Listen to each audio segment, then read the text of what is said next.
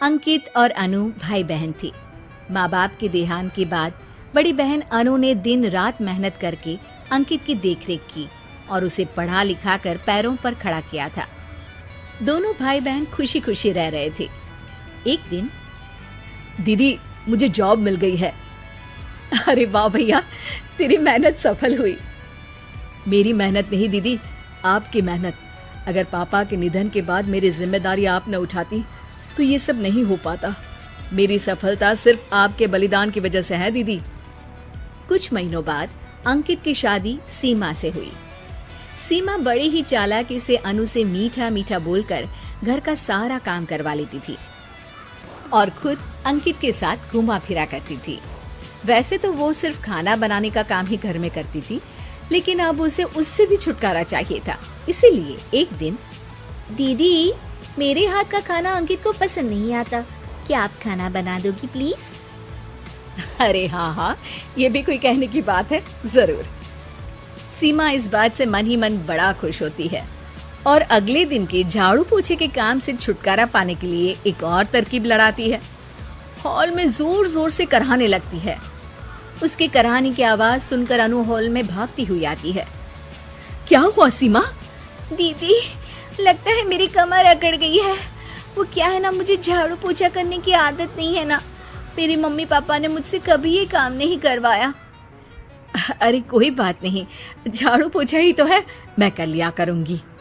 ऐसे ही धीरे धीरे सीमा ने घर के सारे कामों का बोझ अनु पर डाल दिया। घर का सारा काम अनु करती थी, फिर भी सीमा को अनु से छुटकारा चाहिए था। इसलिए एक दिन वो अंकित के ऑफिस से लौटने से ठीक पहले ढेर सारे कपड़े लेकर धोने का नाटक करने बैठ जाती है। अरे सीमा, इतने कपड़े?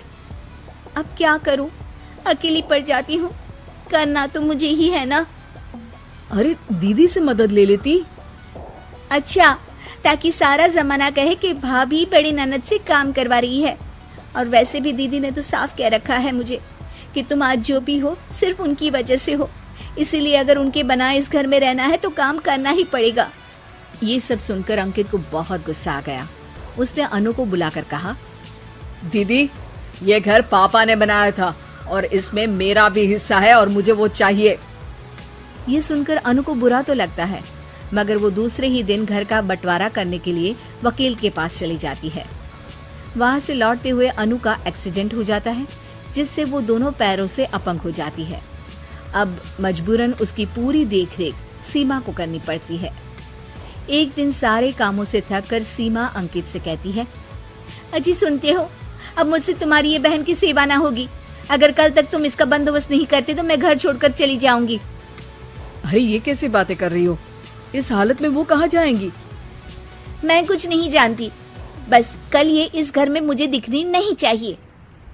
अंकित अपनी बीवी की जिद के आगे हार मान लेता है और अनु को शेल्टर होम में छोड़ आता है। 3 महीने बाद, अजी सुनते हो, ये आपके लिए एक पार्सल आया है, ये लीजिए।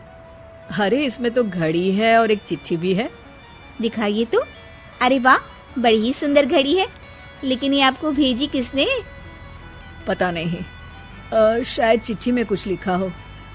आशा करती हूँ ये घड़ी तुम्हें पसंद आएगी। रक्षाबंधन की बहुत शुभकामनाएं, तुम्हारी दीदी अनु। चिट्ठी पढ़कर अंकित की आंखें भर आती है। मैं दीदी को लेने जा रहा हूँ सीमा। अरे घड़ी भेज तो दी उन्होंने, अब क्यों जाना उनके पास? देखा सीमा, दीदी हमसे दूर जाकर भी हमारे बारे में ही सोचती है, और एक हम है जो उनकी सेवा से बचने के लिए उन्हें शेल्टर होम छोड़ा है। तुम्हारी बातों में आकर मुझसे ये क्या पाप हो गया? मैं जा रहा हूँ दीदी को लेने, और जब मैं वापस आऊँ तो तुम मुझे हमारे घर में मत दिखना। इतना कहकर अंकित अनु को लेने निकल जाता है। वहां पहुंचकर, दीदी मुझे माफ कर दो, मैं तुम्हें लेने आया हूँ। भाई आज तो राखी है, आज तो मैं मना कर भी नहीं सकती। दोनों घर पहुंचते हैं। अरे सीमा, तुम अभी तक यहीं हो? निकल जाओ इस घर से। अरे वाह अंकित, फिर वही गलती कर रहे हो तुम। सीमा, तुम कहीं नहीं जाओगी। दीदी मुझे माफ कर दो, मुझसे गलती हो गई। सीमा, आज ये समय माफी मांगने का नहीं है। राखी की तैयारी करने का है। चलो तैयार हो जाओ, तुम्हारे भैया के घर भी तो जाना है ना। ये सुन सीमा अनु के गले लग जाती है